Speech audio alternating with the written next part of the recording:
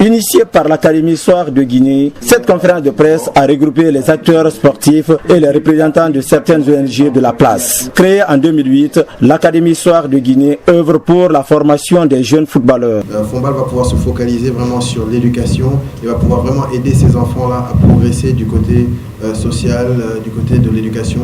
Et nous, on va pouvoir prendre plus de temps pour se concentrer sur le côté footballistique. Mais déjà, pour dire ce partenariat, déjà, il y a un grand pas qui va se faire parce que normalement, ici le 27, nous allons partir en France pour 10 jours et on va prendre ces jeunes-là pour qu'ils puissent aller voir ce qu'il y a de l'autre côté. Non seulement ils vont, disons, mûrir du côté éducation parce qu'ils vont voir ce qui se fait de l'autre côté, mais aussi ils vont pouvoir se mesurer à d'autres académies européennes, à d'autres centres de formation en France.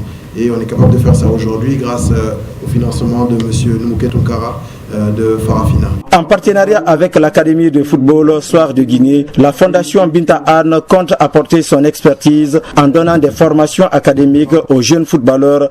Nous avons quelque chose en commun, c'est-à-dire la jeunesse. Ces jeunes défavorisés qui ont besoin d'aide, ces jeunes qui ont besoin qu'on leur tende la main.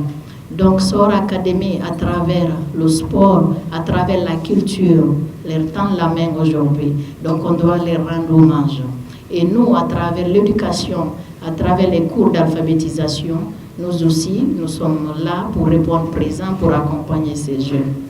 Mais voir aussi comment le partenariat peut aller au-delà de ça dans le sponsoring. L'Académie Soir de Guinée compte envoyer 20 sportifs plus 5 encadreurs en France pour la période du 27 novembre au 6 décembre prochain. Personnellement, je suis très à l'aise avec ce partenariat dans la mesure où on retrouve la donne, une donne sociale, dans la mesure où on trouve la jeunesse.